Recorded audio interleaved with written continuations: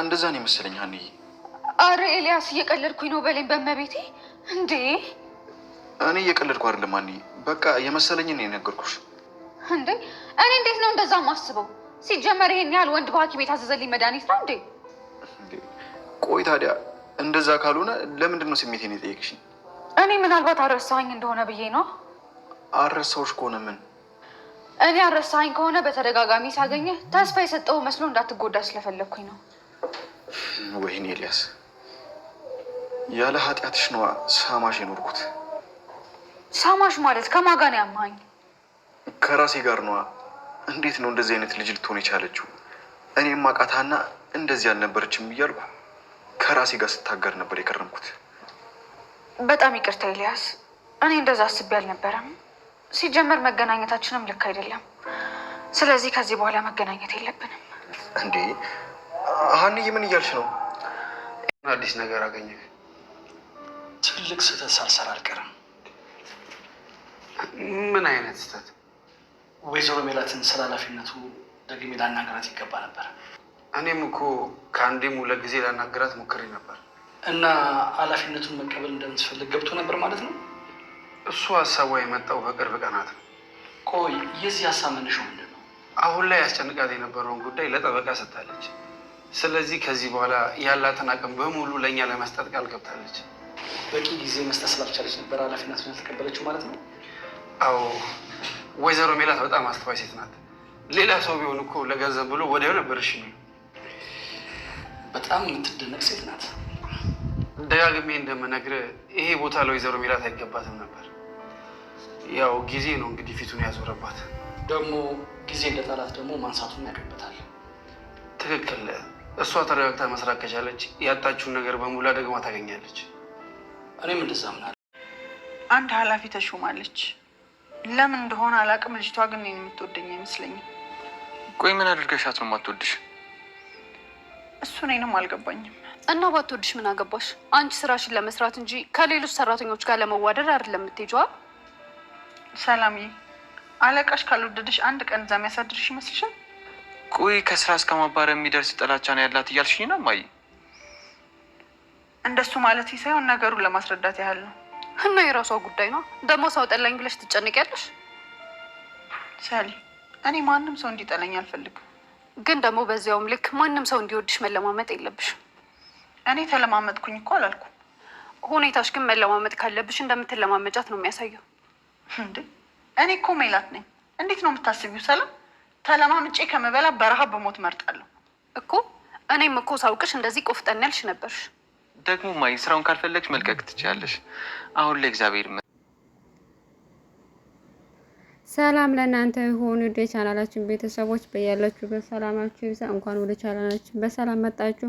ኖላዊ ድራማን ቀጣዩን ክፍል ይዘንላችሁ መጥተናል። እስከ መጨረሻው አብራችሁን ቆዩ።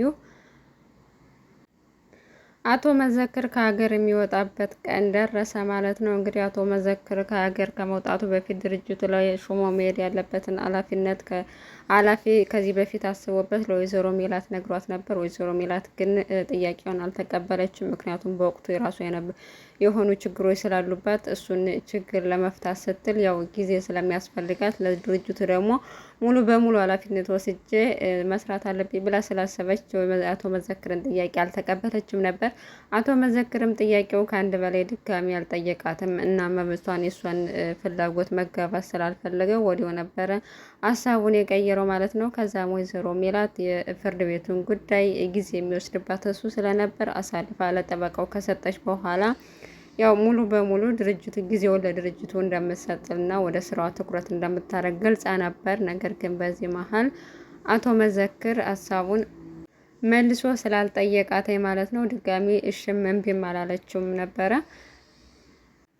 እሷም መጀመሪያ ላይ ያው ድርጅቱ ኃላፊ እንድትሆን ለምን እንደጋበዛት ግልጽ አልሆነላትም ነበር። መጨረሻ ላይ ግን ያው እሱ ለሕክምና ወደ ውጭ ሊሄድ እንደሆነ ስትሰማ ያው መቀበል ነበረብኝ፣ እሱንም መረዳት ነበረብኝ። የዚህን ያክል ኃይለኛ የሆንኩበት ለምንድን ነው? እሱ በጣም እኔ ለመርዳት ለማገዝ የሚጥር ጥሩ ሰው ነው። ስለዚህ መቀበል ነበረብኝ ብላ አስባ ነበር።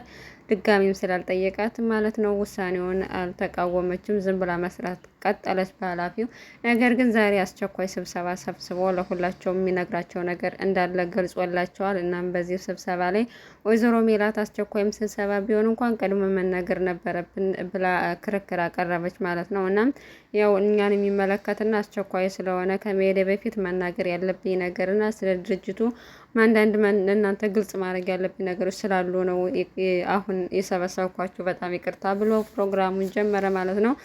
እናም ከዚህ በፊት ለወይዘሮ ሜላት ሀሳብ እንዳቀረበላት እና ወይዘሮ ሜላትን በሀሳቡ እንዳልተስማማች ስላወቀ እንግዲህ ለዚህ ድርጅት ትሆናለች ብሎ ያሰበውና 15% ድርሻ ያለው ሰውዬ ውክልና ስላላት ሉሊትን በሱ ፋንታ እንደተካት ተናገረ ማለት ነው። በዚህም እንግዲህ መጀመሪያ በጣም የከፋት ወይዘሮ ሜላት ነው። ምክንያቱም ሉሊት እሷን ምክንያት ፈልጋ ከዛ ድርጅት ውስጥ ለማውጣት የማታረገው ነገር የለም። ያው አቶ መዘክርና እዩኤል ስላሉ ነው ማለት ነው ያን ሁሉ ነገር ማድረግ ያልቻለች እንጂ እሷ ስልጣኑን ካገኘች ሆን ብላ ስልጣኗም ወይዘሮ ሜላት ላይ እንደምትጠቀምበት ስለገባት ያው ደስተኛ አልነበረችም። እናም ቆይ የኔ ሻለ ማለትና የኔ ፈቃደኛ ለመሆን የወይዘሮ የሉሊትን ብቃት ያሳያል እንዴ ብላ ጠየቀች ማለት ነው።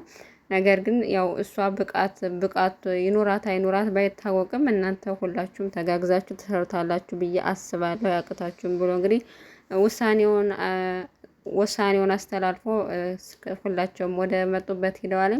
ነገር ግን ከዛ በኋላ ሲያስብበት እንግዲህ ከዩኤል ጋር ሲነጋገር አንድ ትልቅ ስህተት ሳልሰራ አልቀርም ብሎ ያው ስህተቱን ሉሊትን ወይዘሮ ሜላት ድጋሚ መጠየቅ ነበረብኝ እና ሉሊትን መሾም እንዳልነበረብኝ ይሰማኛል እና ያው ባለፈውም እንደዛ ስላለች እና በራሷ ጊዜ ስለተወጠረች ነው እንጂ ድጋሚ ልጠይቃት ይገባ ነበረ ብሎ እንደተጸጸተ ለዩኤል እየነገረው ነበር። ዩኤልም ያለውን ነገር ነገረ። ምክንያቱም አሁን ለጠበቃው ጉዳዩን ስላሳልፋ ስለሰጠች ጊዜ እንዳላት እና እሷ ፍላጎት እንደነበራት ነገረ። ነገር ግን አሁን ላይ ሉሊት ስለተሾመች ምንም ማድረግ አልቻሉም። በሌላ በኩል ምናሴ ትሁት በመጥፋቷ በጣም እያሳሰበው ይገኛል። እንግዲህ መታ ፍቅሯን ከገለጸች በኋላ ፍራም ነው መሰል በዛው የውሃ ሽታ ሆናለች።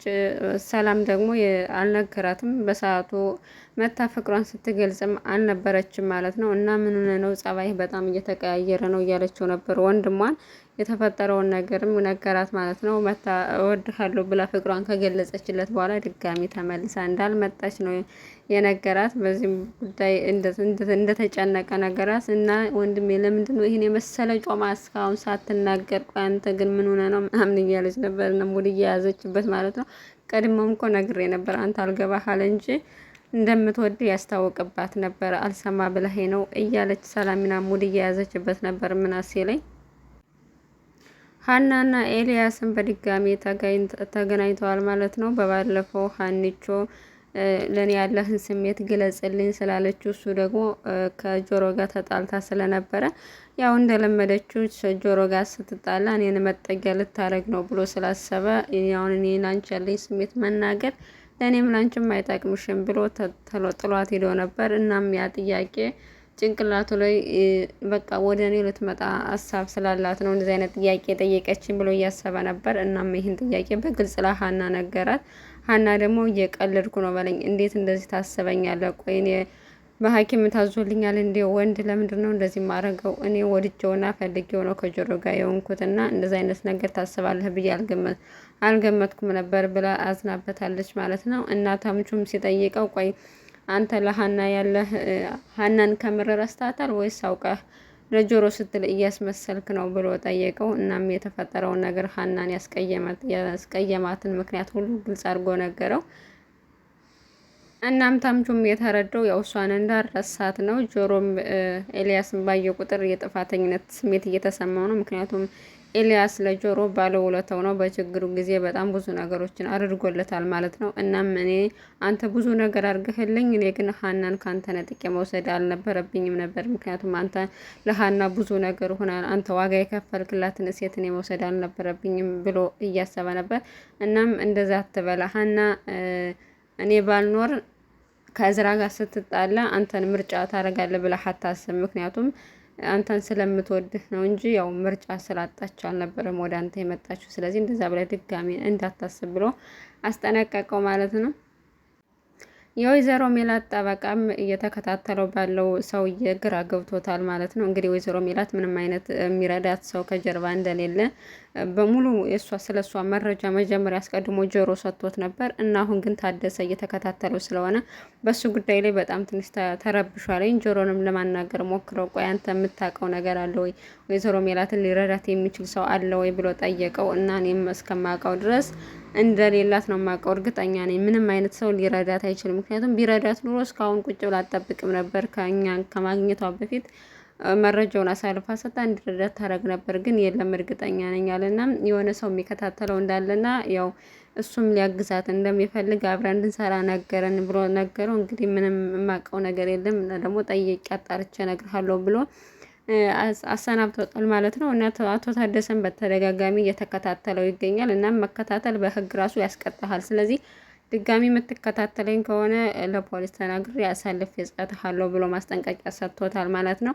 ነገር ግን ሉሊት ከአሁኑ ጀምሮ ከኃላፊነቷ ቁጭ ብላ ያው መመሪያ እየሰጠች ትገኛለች። እና የወይዘሮ ሜላትን ታደሰ መከታተል እንዲያቆም ነግረዋለች። እሷ ግን ይህ ጉዳይ አንቺ ኃላፊነት የተሰጠች በድርጅቱ ጉዳይ እንጂ በአቶ መዘክር የግል ህይወት ጋር አይደለም። ምክንያቱም እሱ ደግሞ ይህን እያደረገ ያለው ወይዘሮ ሜላትን ለመርዳት በግል እስከሆነ ድረስ አንቺ እዚህ ጉዳይ ላይ አያገባሽም ብሎ ነግሯታል ማለት ነው። እሷ ግን በጭራሽ በዚህ ድርጅት ውስጥ አይደለም እሷን አይደለም በድርጅቱ ስም መርዳት አይደለም ከድርጅቱም ራሱ ወይዘሮ ሜላትን ነቅላ እንደምታስወጣት ነው የገለጸች ያለችው። ስራዋ ትክክል እንዳልሆነና ወይዘሮ ሜላት ከዚህ ድርጅት ተባረረች ማለት በጣም ብዙ ችግር ይፈጠራል፣ ሌሎች ሰራተኞችም ያጉረመረሙብሻል ብሎ ማስጠንቀቂያ ስለሰጣት አንተንም ቢሆን አይቀርልህም ነቅል እጥልሃለሁ እያለች ነው። እናም አቶ መዘክር ከሀገር ከወጣ በጣም ብዙ ችግር የሚፈጠር ይመስለኛል። በተለይ ደግሞ በሉሊትና በወይዘሮ ሜላት መካከል በጣም ብዙ ንትርክ ይኖራል ብለን አስባለን። ግን ወይዘሮ ሜላት እንደዚህ አይነት ጭቅጭቅ ውስጥ የምትገባም አትመስልም። ወዲያው ካልተመቻት ስራውን ለቃ ትወጣለች ማለት ነው።